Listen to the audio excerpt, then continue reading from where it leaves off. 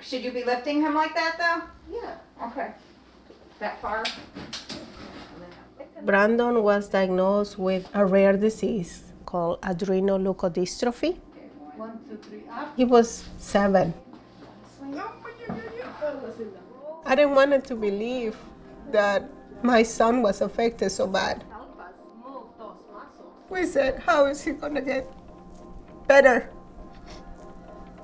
They said there was no cure. The geneticist told us what CDLS meant, and I said, okay, how do we fix this? And she said, there's nothing you can do. This is genetic, and that's written in stone. I could hear the neurologist's words echoing in my head.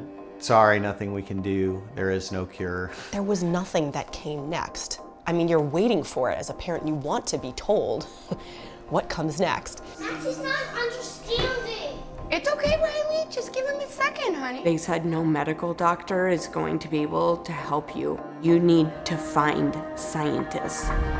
It's really exciting for us to have you here, as parents, to put out a call for help and support to the scientific and research community, and have you respond is genuinely heartwarming for us. Currently, our model of biotech and pharmaceutical companies doesn't serve the rare disease community. There's not enough patients to make it worth a profit. That's a mouthful of cracker. These thousands of diseases, although individually rare, collectively afflict millions of people. And so today there are still sadly many genetic diseases for which children are born, often very rare, sometimes only a handful of children with a particular genetic defect, and there is no effective therapy today for those or even on the near-term horizon. He said toxicology gonna cost between Half a $500,000 to $1 million. Families find themselves having to do their own science and development to save their kids. My wife and I set up a charity started this year called Hope for Hasty to create a gene therapy for her, and that work is going on right now with the Jackson Lab. Come here. Thanks, buddy. I don't know what shit, you can have it all.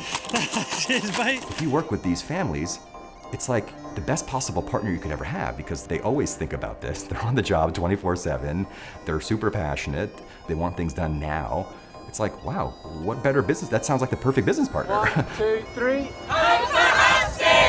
You have to learn genetics, you have to learn drug development, you have to learn all these things that people literally got PhDs and MDs for. That could help in the 206 area because it's inside the nuclear localization signal with the 114. I've raised close to $5 million philanthropically. I've met with politicians. I had a mouse genetically engineered of my son.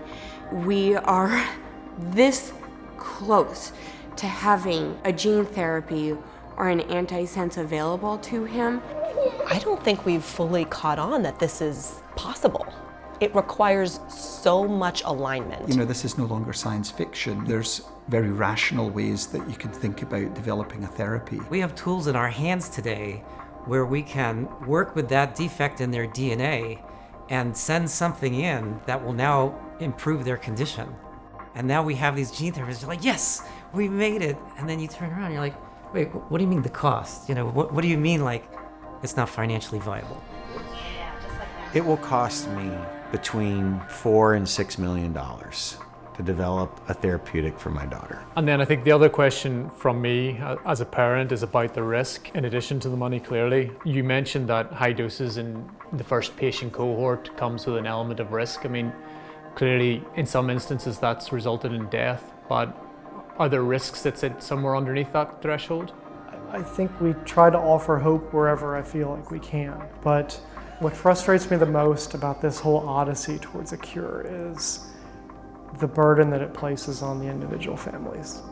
They're already faced with this horrible, horrible diagnosis and, just this bleak future. And then if they're going to embark on this odyssey, then it's no guarantee of success. It's an incredible amount of work. It's holding out your hand to everybody that you know, asking for help. At the same time when they're trying to deal with caring for their sick child. I'm not going to stop until my miracle happens. This is our child in it, This is not just an ordinary battle that you just lose and walk away. Children are dying and suffering every day. My daughter is suffering every day, and I hope that 10 years from now, there's not another parent like me that ever has to do this.